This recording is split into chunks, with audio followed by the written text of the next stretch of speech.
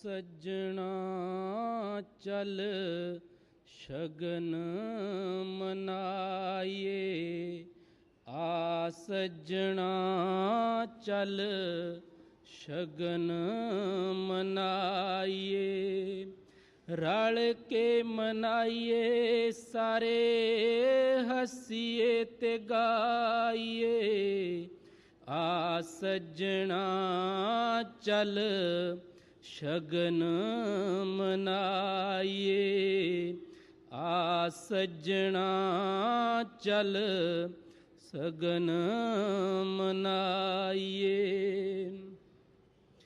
जन्म दिहाड़ा अजायब सोने सजन दा भागां नाले आया दिन साडे हसन दा जन्म दिहाड़ा ਅਜਾਇਬ ਸੋਹਣੇ ਸੱਜਣ ਦਾ ਭਾਗਾਂ ਨਾਲ ਆਇਆ ਦਿਨ ਸਾਡੇ ਹੱਸਣ ਦਾ।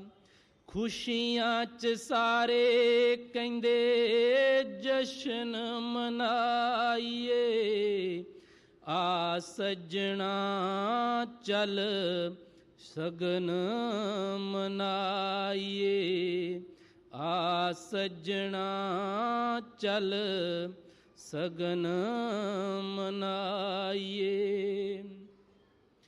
ਜਨਮ ਦਿਹਾੜਾ ਤੇਰੇ ਨਾਲ ਸੋਹਣਾ ਲੱਗਦਾ, ਦੇਖੋ ਨੀ ਸਈਓ ਮੇਰਾ ਸੋਹਣਾ ਗੁਰੂ ਫੱਬਦਾ।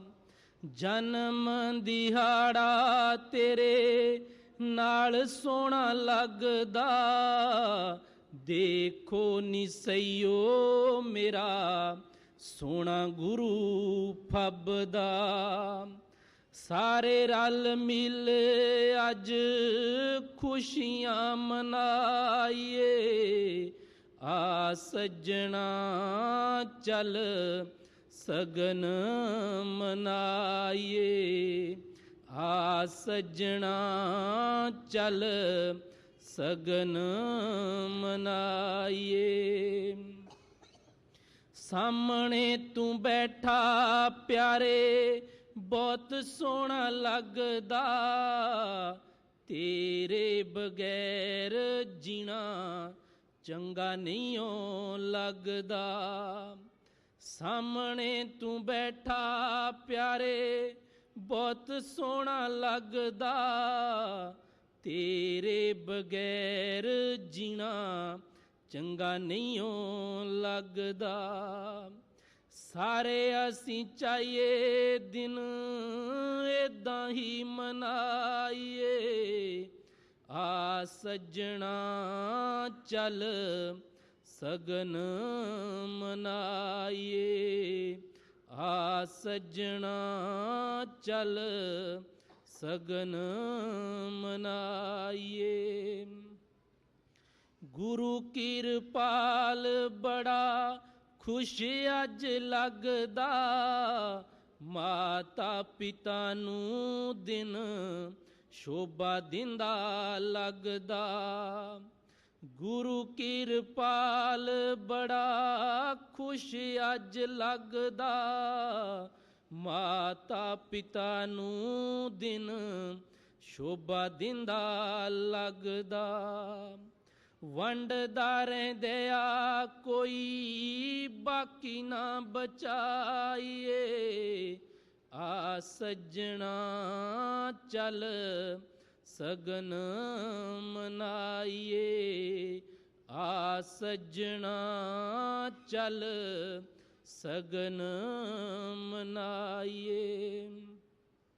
ਅਜਾਇਬ ਗੁਰਮੇਲ ਇਸ ਲਾਇਕ ਤਾਂ ਨਹੀਂ ਲੱਗਦਾ, ਜੀਵ ਨਿਮਾਣਾ ਵਸ ਉਹਦੇ ਵੀ ਨਹੀਂ ਲੱਗਦਾ।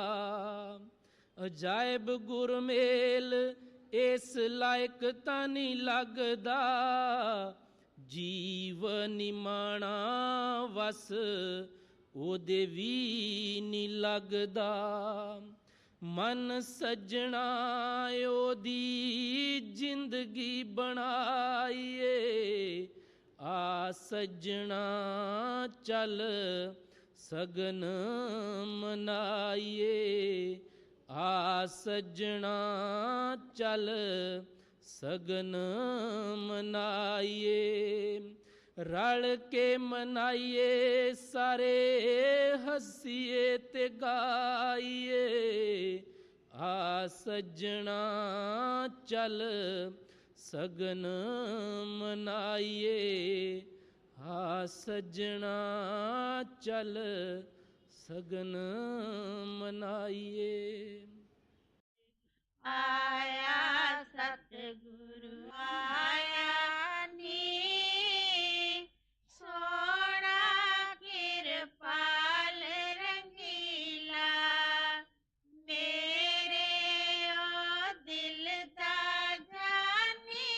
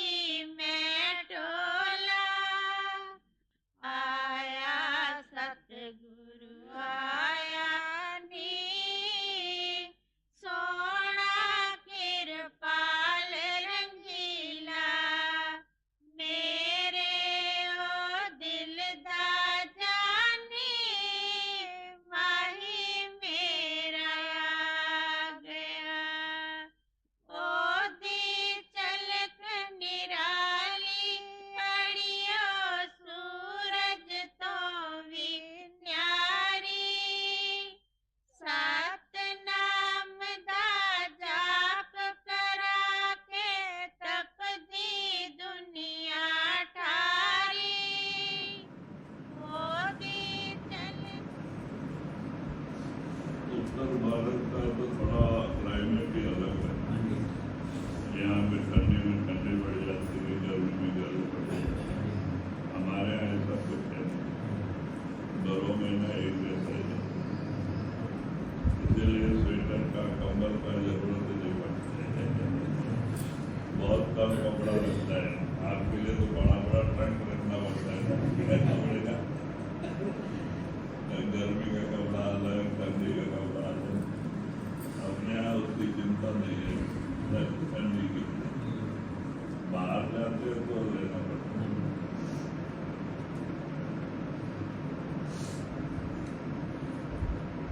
इसीलिए वहाँ पे बीमारी भी कम है। यहाँ एकदम वातावरण ज़्यादा कम होता है ना, तो उसका असर होता है स्वास्थ्य के ऊपर।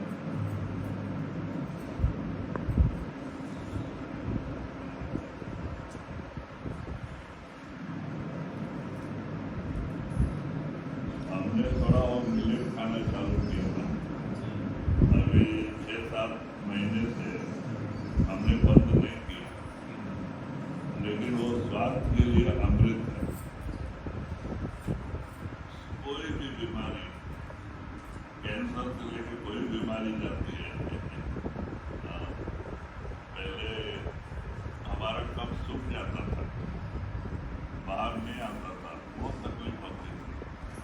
हाँ, ये एक परेशानी सबसे बड़ी थी, खांसी ज़्यादा आती।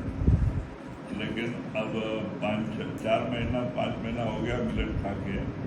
अभी तो हमको 7 महीना हो गया, तो 4 महीने के बाद में वो कफ अपने आप आने लग गए। अभी थोड़ा भी कफ हो गया तो अपने आप बाहर आ जाता है। तो मिलेट से बहुत फायदा है, स्वास्थ्य अच्छा है।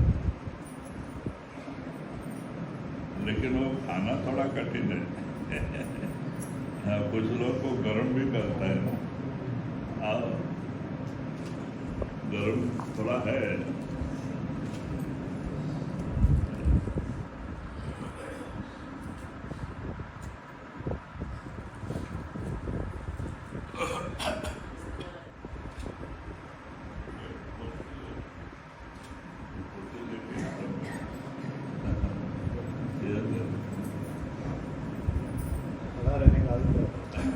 कैमरा वाले को ज़्यादातर दौड़ना खड़ा रहना।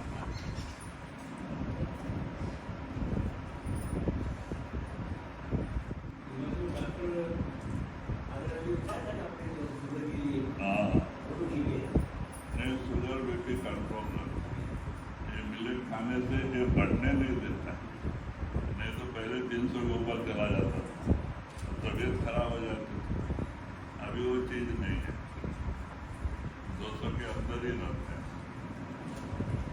और टैबलेट मामूली लेते हैं, टैबलेट क्योंकि शुगर है जाने वाली बीमारी नहीं है। हमारा फसल कम आया ना, इसलिए अभी पहले आ गए। करीब होएगा 50 पेड़ आम लटके हुए। अब ये लोगों को डबल फायदा है। जो लोग लिया है, हमने बेच दिया था, 4,80,000 में बगीचा दे दिया था। तो अभी उनको फायदा है। वो लोग बार बार दवा मार के देख रहे हैं, कोई लोग निगरानी रखते हैं।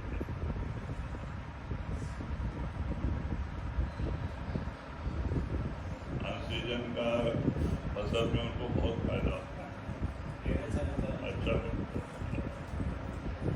कुछ कैरी जाता है अचार बनाने के लिए, और कुछ कंपनी फैक्ट्री में जूस बनाने के लिए, तो डबल फायदा।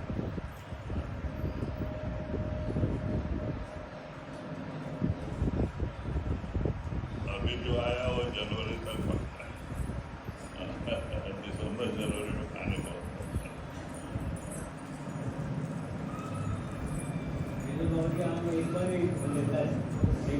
नहीं, हमारे यहाँ 2 फसल आते हैं ना। वातावरण ऐसा है, सम जलवायु, गर्मी में गर्मी कम, ठंडी में ठंडी कम, बरसात में बरसात कम। लेकिन ये बरस बरसात बंद कर दी है तूफान की वजह से। हमारे यहाँ सम जलवायु है, इसीलिए फसल हमेशा सब फसल होती है। धान 12 महीना डालोगे, आप दूसरा फसल पे डालो होता है, वहाँ का वातावरण ऐसा है। यहाँ तो सीजन बाई सीजन डालते हैं ना, ऐसा वहाँ नहीं, हमेशा धान हमारे यहाँ 3 दफा हो जाता है। हाँ, जब डालो तब होता है। अभी हमारा 2.5 एकड़ है धान, बहुत अच्छा है। निजामाबाद से बीज मंगाए थे और डाले।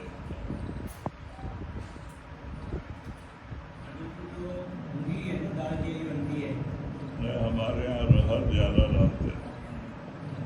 अपने आश्रम का भी 2 तो 4 4.5 एकड़ रहर है अभी। अच्छा 10 क्विंटल हमको खाने के लिए चाहिए बरस में, इसलिए दाल हम डालते हैं, पैदा करते हैं। हाँ, कनक बोया था, हमारे यहाँ नहीं होता है क्योंकि वहाँ गर्मी, धूप दिन में तगड़ा होता है और उसको क्या है, ओस चाहिए, ठंडा चाहिए। गेहूँ को, मटर को, आलू, ये सब ठंडा होता है। और हमारे यहाँ क्या है, रात को ठंडा, दिन में गर्म, बहुत गर्म हो जाता है, तो वो गेहूँ पीले पड़ जाते हैं। और जो 3-4 महीना रहना था वो 2 महीने में पक जाता है गर्मी से। अब इतना बड़ा होता है तो कोई फायदा नहीं है। तो हम बेंगलुरु से मंगाते हैं, डाले तो हो गया था, 10-12 क्विंटल हो गया।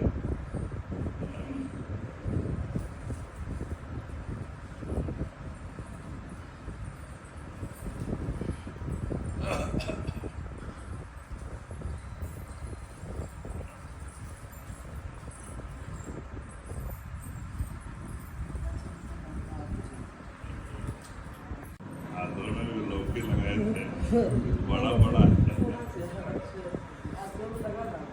लगाया, बहुत आती है। तो एक लड़का लाया था इधर से, महाराष्ट्र से लाया था ना, इतना लंबा लंबी वाली।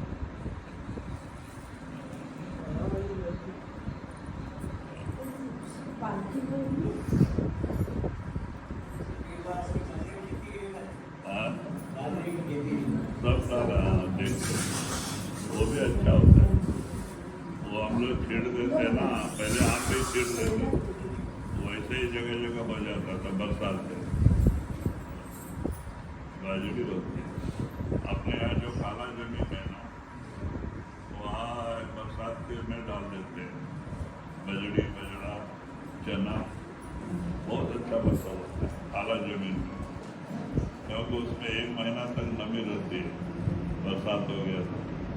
हमारा ऐसा नहीं, हमारा बालू का जमीन है, 3 दिन में सूख जाता है, कितना ही पानी दे, चौथे दिन देना ही पड़ता है पानी।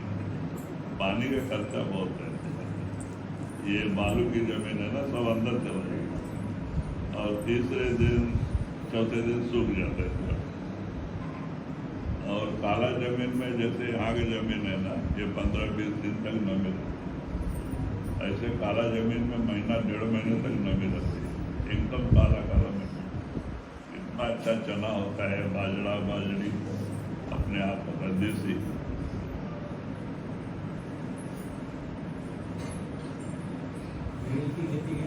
हाँ, नारियल अभी बीच में थोड़ा एक फसल कम हो गया था, फिर हमने 5-5 किलो नमक डाला एक पेड़ को।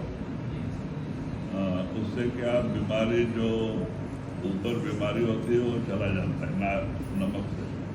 बरस में 1 बार डालना पड़ता है। हमने 4 साल डाला नहीं तो खराब होने लगे नारियल, फिर अभी डाला है बाजार से मंगवा के,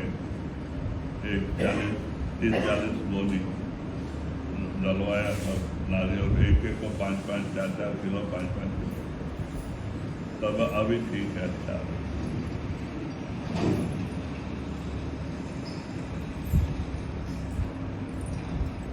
इसलिए समुद्र के किनारे अच्छा आता है, वो नमकीन हवा लगे ना, उसको अच्छा आनंद आता है, बड़ा बड़ा फल आता है। अभी हम जाते हैं सिरसी कुमटा, वहाँ एक एक फल में 2 गिलास पानी होता है, बड़ा बड़ा साइज, और नारियल भी बहुत मोटा लगता है।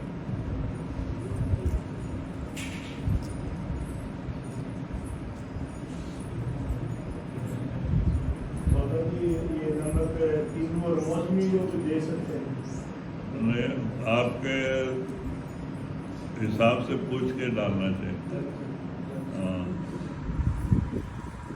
ये खाली नारियल पर दूसरे पत्थर पर नहीं।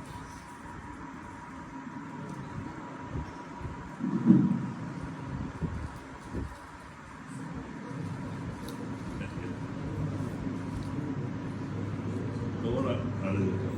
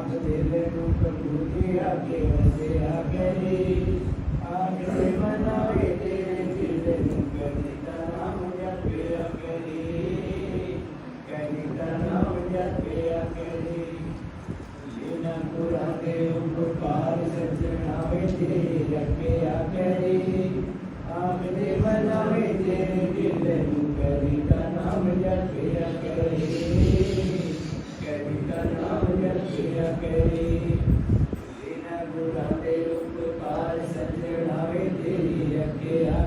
आखते मनावे तेरे दिल नु कविता नाम जपिया करी कविता नाम जपिया करी नाम दे सहाय विच पेड़ देसी बलिया लेव लगे नाम दी जरा बिना तू भलिया नाम दे सहाय विच पेड़ देसी बलिया लेव लगे नाम दी जरा बिना तू भलिया नरका दे विच सच्चा नाम सजनावे तेरी रखिया करी आखते मनावे तेरे दिल नु कविता नाम जपिया करी कविता नाम जपिया करी बिना बुलांदे उपकार सजनावे तेरी रखिया करी आखते मनावे तेरे दिल नु कविता नाम जपिया करी कविता नाम जपिया करी बिना बुलांदे उपकार सजनावे तेरी रखिया करी आखते मनावे तेरे दिल नु कविता नाम जपिया करी कविता नाम जपिया करी जगत समुद्र है जिसदा खावे गुरु बेड़ी बिना कोई लपना न लावे जगत समुद्र है जिसदा खावे गुरु बेड़ी बिना कोई लपना न लावे अरे सत्संग सचाई दिन रात तेरू दसिया करी आखते मनावे तेरे दिल नु कविता नाम जपिया करी कविता नाम जपिया करी बिना बुलांदे उपकार सजनावे तेरी रखिया करी आखते मनावे तेरे दिल नु कविता नाम जपिया करी कविता नाम जपिया करी बिना बुलांदे उपकार सजनावे तेरी रखिया करी आखते मनावे तेरे दिल नु कविता नाम जपिया करी कविता नाम गुरु के मार दिए जय नु बचायो सेवका नु मत दिख चरण चलायो गुरु के पाल दिए जय नु बचायो सेवका नु मत दिख चरण चलायो गुरु दाव जन काट फांसिया दिला दे वसिया करी आखते मनावे तेरे दिल नु कविता नाम जपिया करी कविता नाम जपिया करी बिना बुलांदे उपकार सजनावे तेरी रखिया करी आखते मनावे तेरे दिल नु कविता नाम जपिया करी कविता नाम जपिया करी बिना बुलांदे उपकार सजनावे तेरी रखिया करी आखते मनावे तेरे दिल नु कविता नाम जपिया करी कविता नाम जपिया करी बाबा जी ने हर तरह का भजन देखो इसमें जिक्र आता है ये भजन में कि अंदर माँ के गर्भ में वो परमात्मा दो आधार दे के रखता है। एक शब्द प्रकट कर देता है, दूसरा ज्योति प्रकाश। ये दो आधार पे वो आत्मा अंदर पलती है और वही दो आधार से शरीर बनता है। और उसी कहते हैं कि देखो वो उस समय उस आत्मा को परमात्मा का ज्ञान होता है, क्योंकि शब्द प्रकाश प्रकट है तो उसको परमात्मा का पूरा ध्यान होता है। और वो आत्मा बार बार परमात्मा से प्रार्थना करता है कि हे मालिक मुझे इस दुख से निकाल, मैं तेरा भजन बंद के अलावा कुछ नहीं करूँगा। वहाँ वो बराबर मालिक का ध्यान करता है। इसीलिए वो परमात्मा वहाँ उसकी रक्षा करता है, शब्द प्रकाश देखे, और उसी के जरिए ही सब कुछ कारोबार अंदर होता है, क्योंकि वो शब्द करता है, वो कुल मालिक है। वो शब्द के रूप में वो ताकत वहाँ आत्मा के संभाल करती है। उस समय वो आत्मा को बराबर ध्यान होता है मालिक का भजन सुमरन, लेकिन बाहर आके भूल जाते हैं। तो कहते हैं उस समय वो जबान दे के बार बार जबान देता है कि तुम्हारी भजन भक्ति के अलावा कुछ नहीं करूँगा, कुछ नहीं करूँगा। लेकिन बाहर आने के समय माया भूल भरम का पर्दा डाल देती है बाहर आने के पहले ही, और वो शब्द और लाइट बंद हो जाता है। और इसका जो सैकड़ों जन्म की याद थी, क्योंकि शब्द प्रकाश होने से उस आत्मा को सैकड़ों जन्म पिछला याद रहता है, पिछला याद रहता है, तो वो देख के ही वो घबराता है।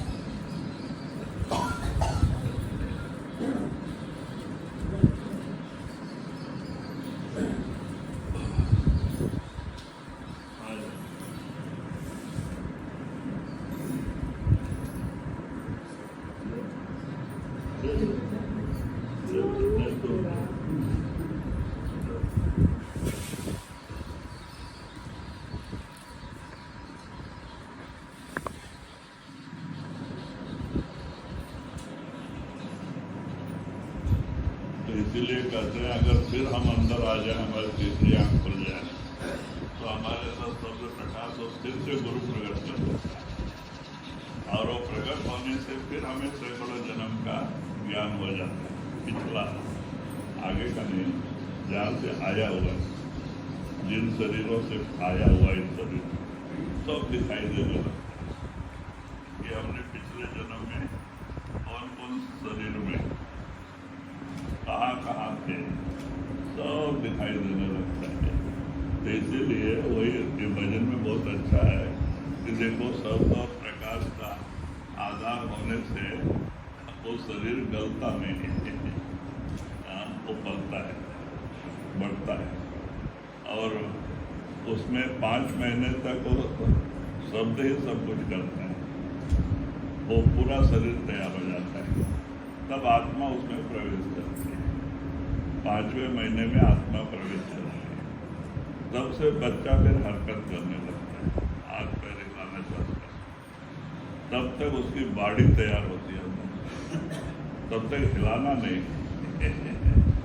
क्यों? हड्डी बनती है, मांस बनता है, हिलेगा बिगड़ जाएगा मामला। तो ये 5 महीने तक वो सब शरीर तैयार होता है। कौन करता है? शब्द और प्रकाश, वो मालिक ही करता है। देखो, इसलिए 5 महीने में 10 दिन में वो आत्मा अंदर प्रवेश करती है,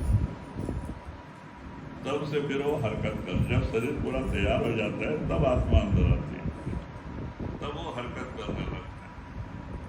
तो उसके पहले वो शरीर शांत होता है, तो वो बॉडी तैयार होती है, वो क्रिया चलते रहती है। अगर हिलेगा तो हड्डी तैयार नहीं हो पाएगी और ये सब तैयार नहीं हो पाएगा। तो ऐसा प्रक्रिया अंदर चलती है, इसलिए 5 महीने में आत्मा अंदर आता है और तब वो ये होता है। और अंदर में उसको शब्द प्रकाश का ज्ञान होने से सैकड़ों जन्म की खबर होती है, पिछला, आगे का तो नहीं, पीछे का। तो वो सब देख के जीव घबराता है कि मैं किस शरीर में पीछे कितना कितना दुख उठा के कहाँ आज यहाँ आया है, काल को खड़ी। तो बार बार प्रार्थना करता है कि हे मालिक मुझे इससे निकाल, तेरे भजन बंदगी के अलावा कुछ नहीं करूँगा, कुछ नहीं करूँगा, वो दुख देख के। लेकिन कहते बाहर आओ तभी भी सारा जब ये जीव 9 महीना पूरा होता है तो विष्णु प्रसूत वायु उसको घुमा के बाहर निकलती है। तो कहते हैं कि उसी समय में वो क्या करती है, माया भूल भरम का पर्दा डाल देती है। तो जो अंदर शब्द सुनाई देता था, लाइट दिखाई देता था, वो बंद हो जाता है, सैकड़ों जन्म का ज्ञान खत्म हो जाता है जब वो बाहर गिरता है। इसीलिए वो बच्चा बाहर गिरते रोना चालू करता है। क्यों? अंदर जो आनंद था, शब्द का, प्रकाश का, वो चला गया। और कहते हैं उसलिए वो रोना चालू कर देता है कि मैं कहाँ आ गया, कहाँ आ गया। वो रोता है, घर वाले लोग ताली बजाते आनंद मनाते, लड़का हुआ, लेकिन वो आत्मा रोती है, बाहर गिरते रोते। यही कारण है कि उसका जो आनंद था, सैकड़ों जन्म की खबर थी, ज्ञान था, वो लोप हो जाता। माया फूल का पर्दा था, तब से ये फूल परम चालू हो जाता है। ये दुनिया में आके फूल परम की दुनिया चालू हो गई। फिर धीरे धीरे जैसे खाना खाने लगे, फूल परम बढ़ते गए, दूध पिए, खाना खाया, उतना ही ख्याल बदलते जाता है। फिर यहाँ के लोग ये भ्रम में डाल देते हैं, तुम्हारे दादा हैं, तुम्हारे दादी है, तुम्हारी माँ है, तुम्हारी ये है।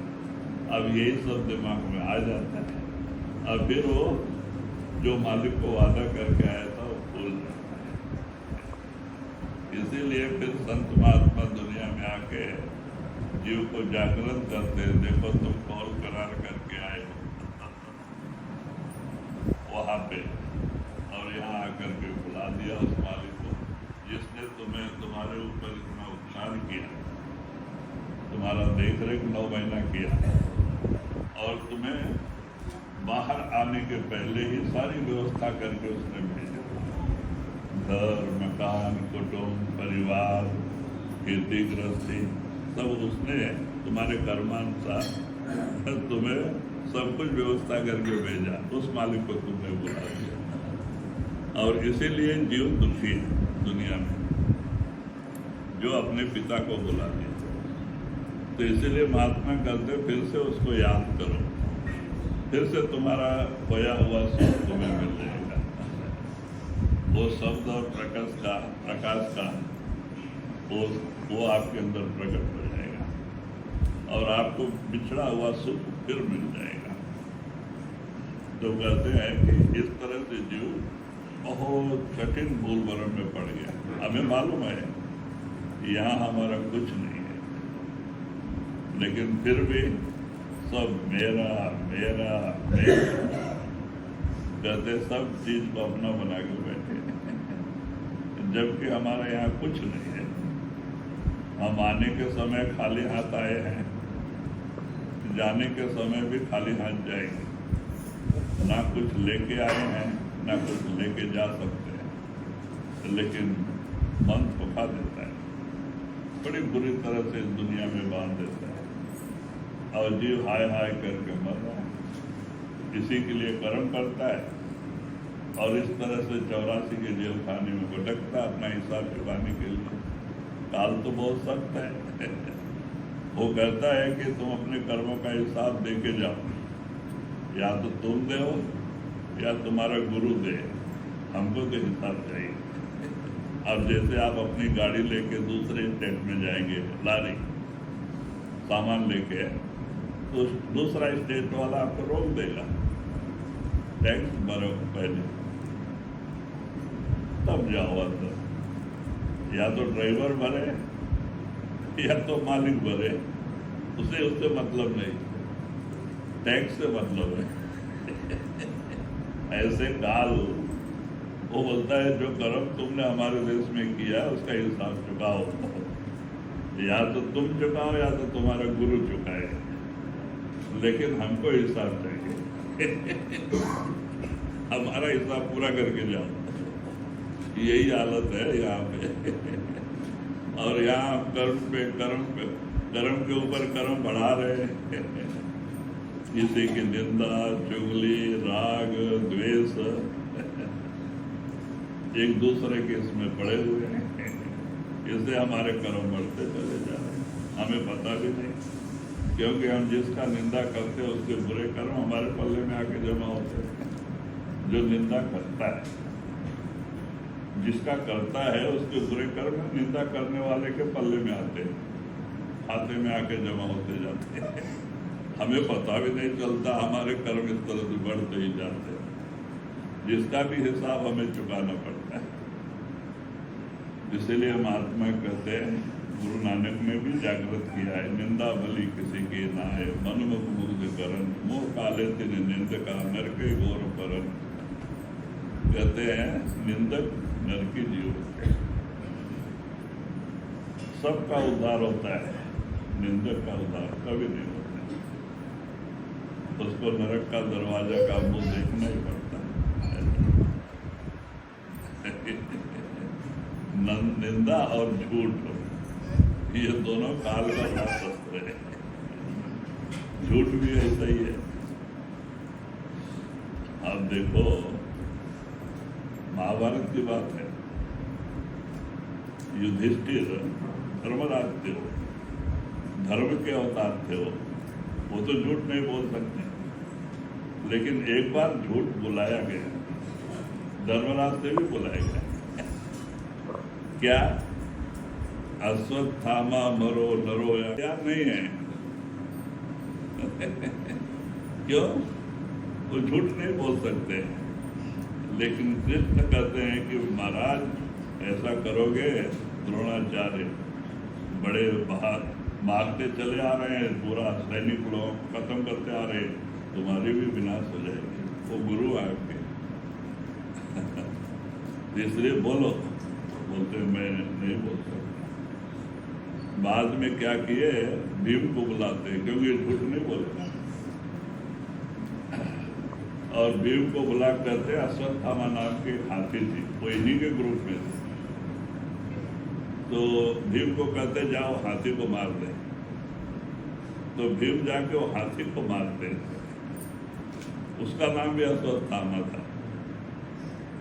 बोलते अब तो बोलो, देखो सामने मरा है ना। तो बोले वो हाथी है, तो बोला हाथी बोलो। तब ये जोर से बोलते हैं अश्वत्थामा मरा, नरो व कुंजरो कनेक्ट में इन्होंने शंख बजा के झूठ कर दिया। वो बात को गलत कर दिया, किसने किसने नहीं किया। तो एक झूठ उठ के लेके में आ गया।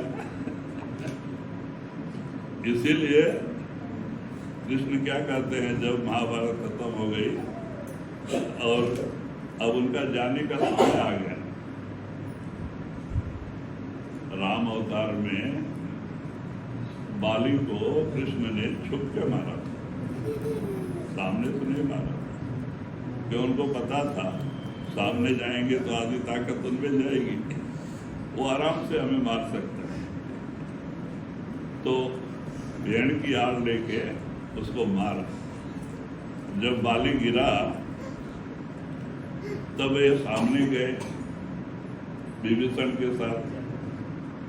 तो बाली पूछता है कि महाराज मैंने आपका क्या बिगाड़ा था कि आपने मुझे मारा? कहते नहीं, तुमने भाई का राज छीन लिया, उसकी स्त्री को छीन लिया, उसका सब ये किया, तो पापी है और पापी को मारना मेरा धर्म है। वो कहता है कि महाराज ये हमारा घर का मामला था, राज्य का मामला, हम उसका राज छीन लिया, सब कुछ लिया, तो आप आके पंचायत करके सुलझा सकते थे, लेकिन आप हमें भेड़ की आड़ से मारना, क्योंकि उनको जवान दिया था इन्होंने, क्योंकि इनको सेना की जरूरत थी। विभीषण को जवान दिया था तो उनको मार के तुम्हारा राज तुम्हें दिलाएंगे। इसीलिए मारना पड़ा उनको, क्योंकि इनको सैनिक की मदद चाहिए लंका जाने के लिए। विभीषण ही तैयार है, तो बाद में बहुत कुछ है, ये राजकरण है। राजकरण आज ही नहीं, उस समय भी था। तो धोखे से मारा बाली को, और जब सामने गए तो बाली कहता है, पूछता है, बहुत कुछ चला बात, और लास्ट में कहता महाराज ठीक है, लेकिन मैंने तो आपका कुछ नहीं बिगाड़ा, आप मारने वाले को। तो कहते भाई कर जाओगे, मैंने तुम्हें मारा, एक कर जाओगे मेरे ऊपर कर्जा। कृष्णावतार में एक कर्जा चुकाएंगे। तो वही देखो, कृष्णावतार में जब महाभारत खत्म हो गया, महाभारत हुआ क्यों? द्वापर युग समाप्त और कलयुग का आगमन होना है, और ये द्वापर युग के लोग कलयुग में नहीं रह सकते, और इनका विनाश जरूरी है। वो विनाश करने के लिए निरंजन कृष्ण के रूप में आए थे। तो उन्होंने क्या किया, इधर उधर ये करके दोनों में झगड़ा लगाया और बाद में झगड़ा लगा के महाभारत हो गया, सब खत्म हो गया ना। तो पांडवों को क्या थोड़ा ही दिन राज किए लोग, जो भी थोड़ा दिन। तो बाद में पांडव से कहते चलो अब कलयुग आने वाला है, और बाकी जो कुछ बचे थे उनको भी उन्होंने अश्वमेध यज्ञ करके घोड़ा छोड़ के, बहादुर लोग ही घोड़ा पकड़ते हैं, इस तरह से उनका भी वध कर दिया। बहादुर लोग सब चले गए। अब बाद में रह गए पांडव। तो कहते हैं कि अब घोर कलयुग आने वाला है, आप लोग जाओ हिमालय में गल के मर जाओ। तब देखो एक एक जाके हिमालय में गल के मरे, क्योंकि सबने झूठ बोला, सबने पाप किया, सब खाली युधिष्ठिर चलते जा रहे। स्वर्ग की गेट तक गए। एक काला धर्मराज क्या किया, तुमने भी एक झूठ बोला है, और वो काला कुत्ता के रूप में यमराज पीछे पड़ा, हो गया वहां गेट तक। द्वारपालक कहते महाराज आपको तो छोड़ेंगे स्वर्ग में, लेकिन इस कुत्ते को नहीं छोड़ेंगे। तो कहते इतना दूर मेरे के ऊपर विश्वास करके आया, अब रास्ते में मैं कहाँ छोड़ूं? तो कहते जाओ इसको छोड़ के आप। उसको छोड़ने के लिए आए तो वो सीधा नरक में लेके गया। कौन था? यमराज था, कि तुमने भी एक झूठ बोला। और वहां नरक में जाने से उनकी एक कानी उंगली गल गई। ये सब खत्म हो गया। तो बाद में उनको स्वर्ग मिला, लेकिन नरक का वो देखना पड़ा। और बाद में क्या हो गया कि कृष्ण अब अकेले बचे, तो जाके एक जगह एक बड़ा पेड़ था पीपल का, उसी के नीचे चौतरे पे पेड़ माने पैर पे पैर रख के सोए हुए थे। कृष्ण के दाहिने पैर में पद्म रेख था, जो किरण के आंख जैसे चमक रहे थे। तो उन्होंने दूर से वही अहेरी देखा कि कोई हिरण बैठा हुआ है। उसने उसको उसी निशान पे बाण मार दिया, और कृष्ण के पैर में आर पार हो गया है आंख। करीब 6:30-7 बज रहे थे, अंधेरा हो रहा था, और ऐसे ही निशाने पे मारा कि वो पैर में छेद हो गया, आर पार हो गया बाण, खून जाने लगा। अब ये छटपटा रहे हैं। अब वो आके देखता है, अरे हिरण नहीं कृष्ण।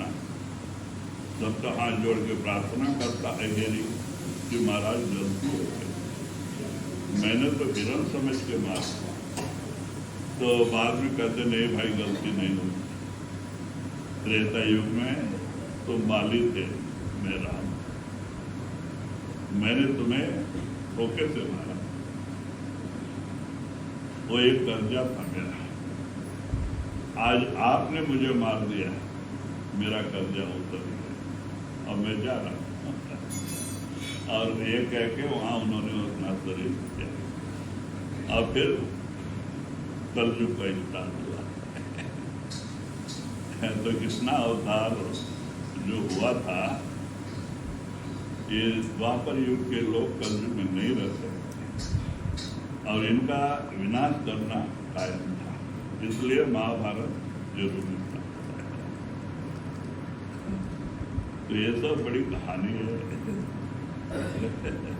तो इसीलिए कहते हैं कि देखो धर्मराज को भी नरक का दरवाजा देखना पड़ा, यमराज को छोड़ने गया था, और वहाँ उनकी एक खाली अंगुली जल गई। तो कहते हैं भाई ये कर्म बहुत कठिन है। इसीलिए स्वामी जी महाराज कहते हैं ना, कर्म जो जो करेगा तू उसे फिर भोग ना भरना। तुम अच्छा करो बुरा करो, जो भी करोगे वो तुम ही को उसका भोगना, फल देना खाना पड़ता है। तुम्हारा कर्म कोई दूसरा नहीं रोक सकता। तो इसीलिए महात्मा कहते भाई समझो, तुमने माँ के गर्भ में मालिक को जवान दे के आए हो।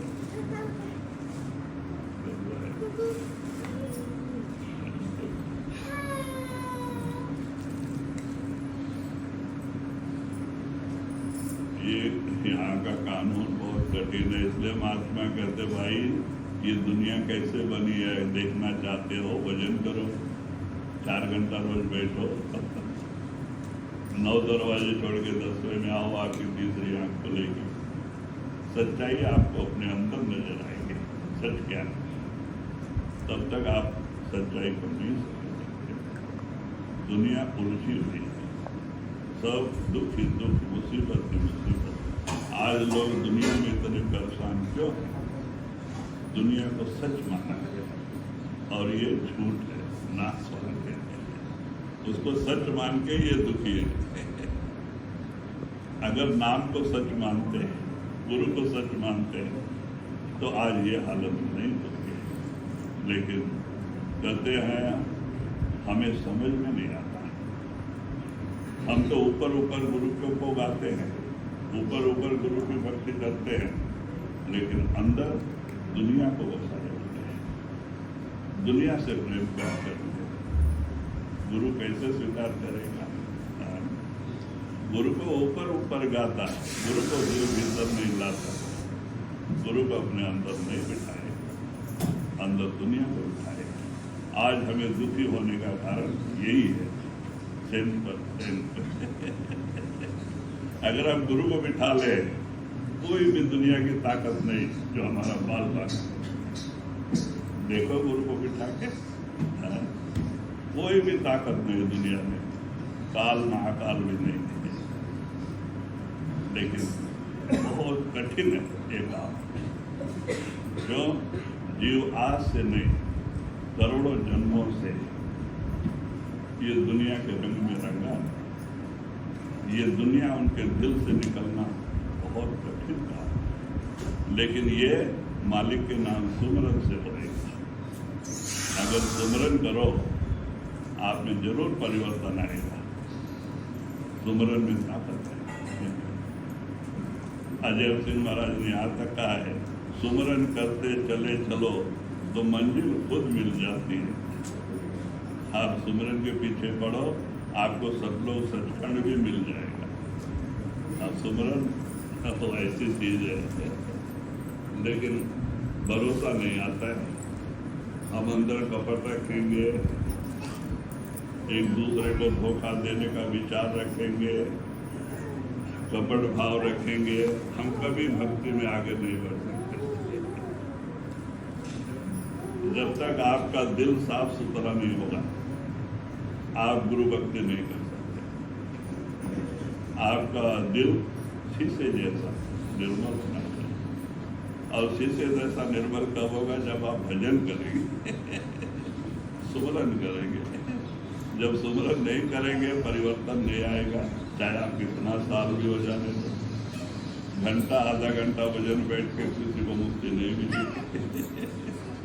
चलो भाई, रास्ते में लगे हैं तो गुरु लास्ट में दया करता है, लेकिन मुक्त होने के लिए रात दिन लगन लगाना। लगन लगे बिन काज न सरी है। कबीर साहब ने कहा है ना, गुरु से लगन कठिन है भाई, गुरु से लगन कठिन है भाई। लगन लगे बिन काज न सरी है, जीव प्रलय हो जाएगी। जब तक लगन नहीं लगेगी, आपका काम भी नहीं बनने वाला है, चाहे कितने जन्म भी हो जाए। हम चाहते हैं घंटा 2 घंटा वजन बैठ के उद्धार हो जाएंगे, वो तो गुरु की कृपा है, ऊपर ले जा सकता है, लेकिन उद्धार का सवाल नहीं। ऊपर के मंडल में भजन करना पड़ेगा।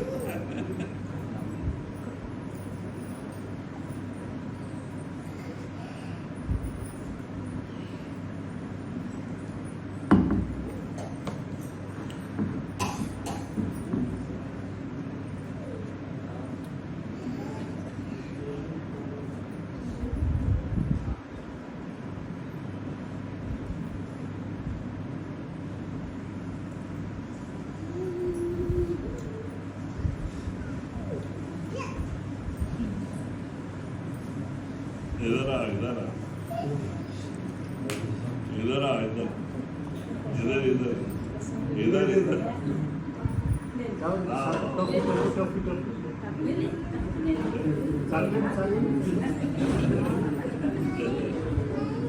डरता डरता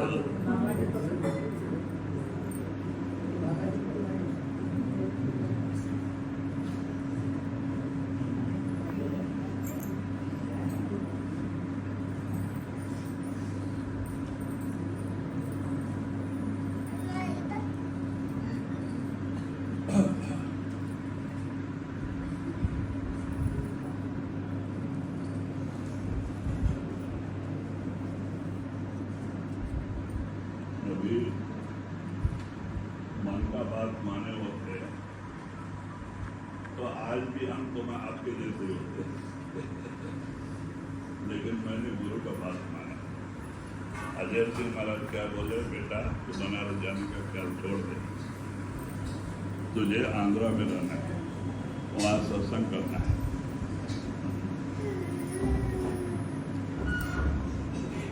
मुंह जल्दी सूखता है।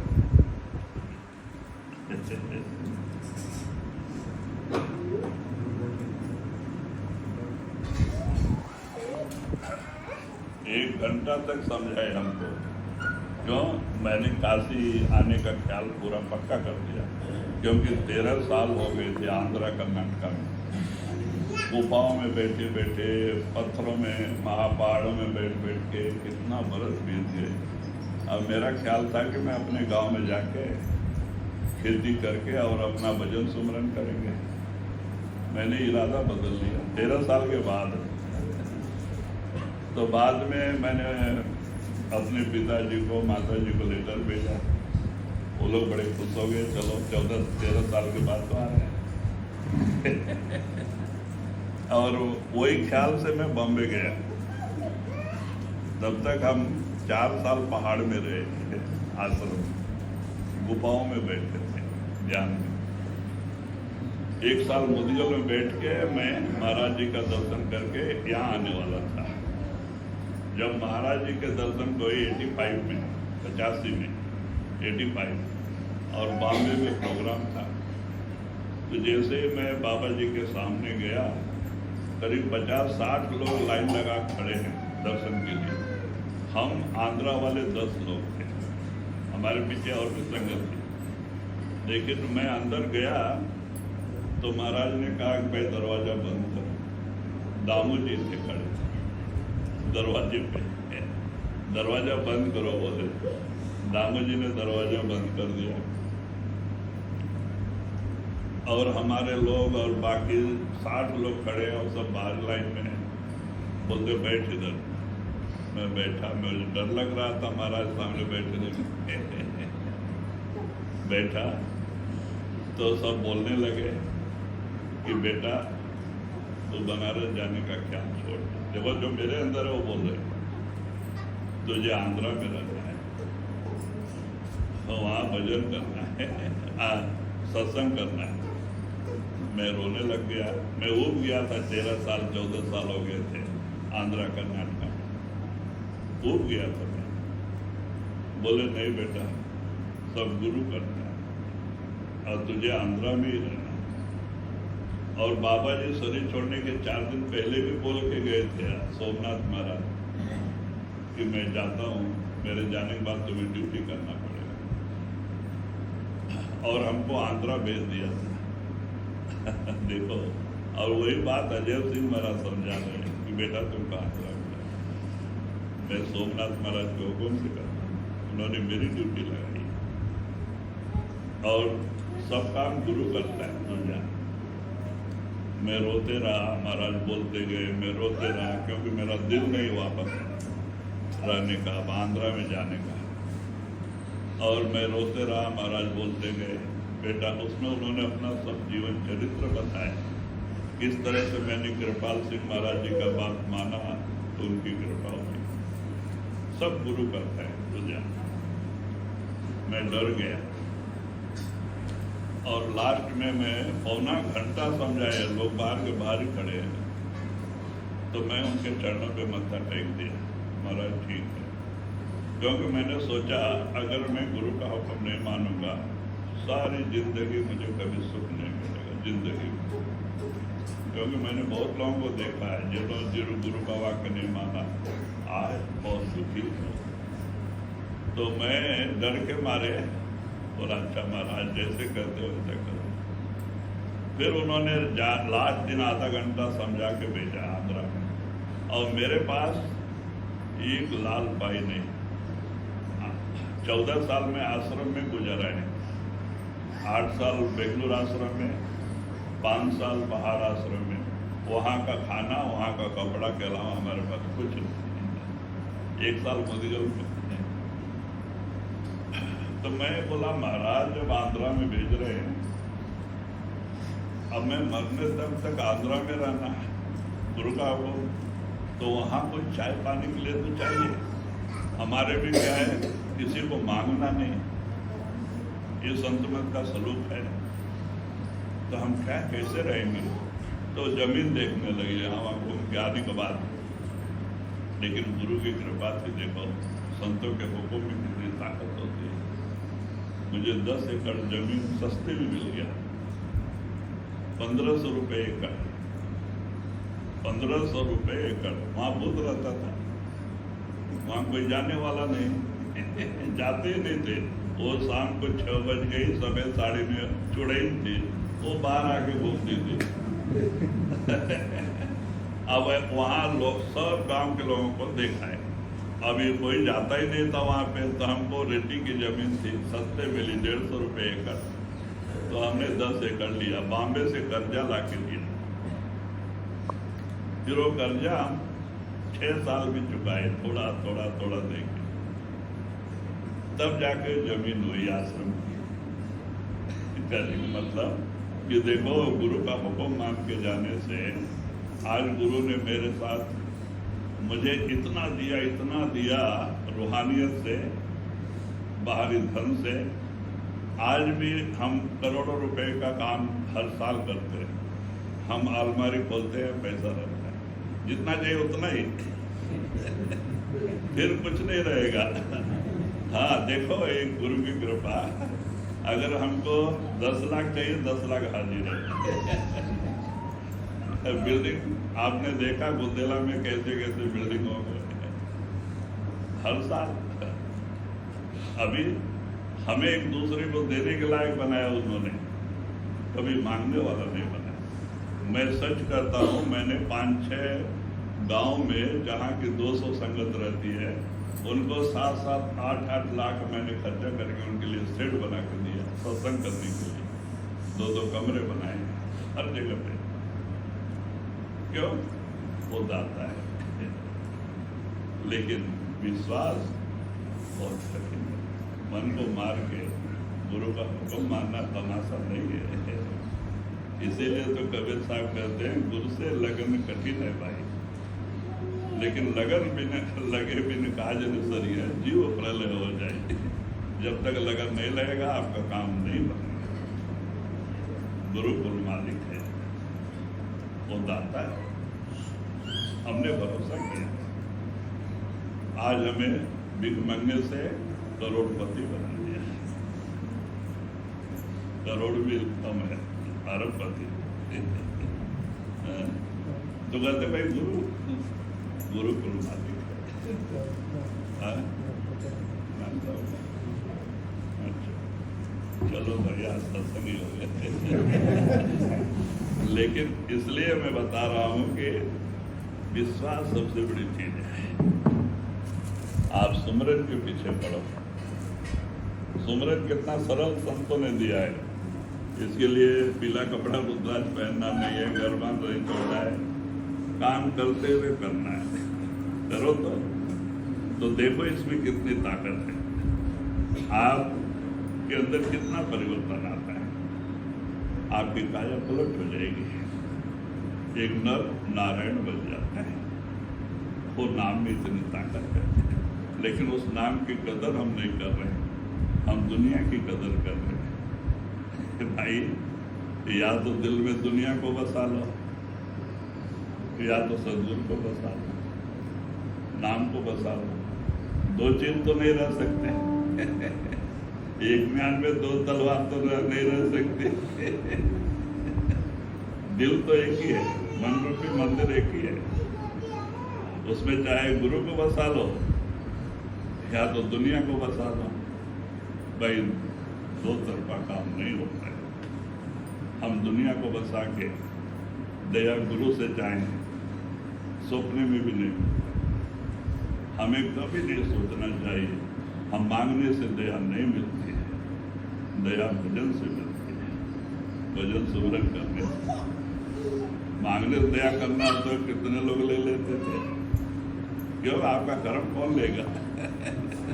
आपका कर्म आपको ही देना है, जो हिसाब देना है। इसीलिए मांगने से कोई संत नहीं देते। बिन मांगे मोती मिले, मांगे मिले न भीख। बगैर मांगे आप गुरु की भक्ति, गुरु की याद में रहो, मोती मिलेगा। मांगने से भीख भी नहीं मिलता है। हम सोचते हैं कि गुरु से दया मांग के ले लेंगे, सपने में भी नहीं समझना। वो गुरु ऐसा नहीं दे सकता, आपका कर्म कटना चाहिए। कर्म कटेगा सुमरन से। सब लोग आएंगे, आप लोग नाश्ता करो। हाँ, अच्छा, अरे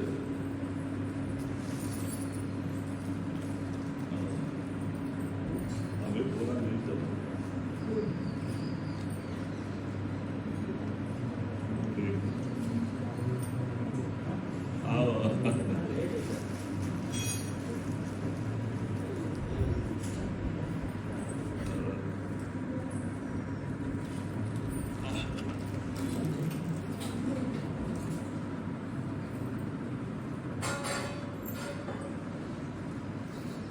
अच्छा, चलो आप लोग भी नाश्ता।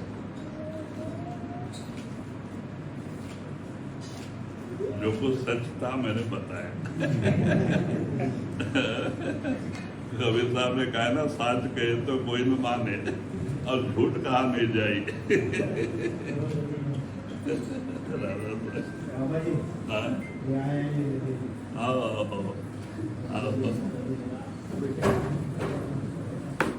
आओ, आ जाओ।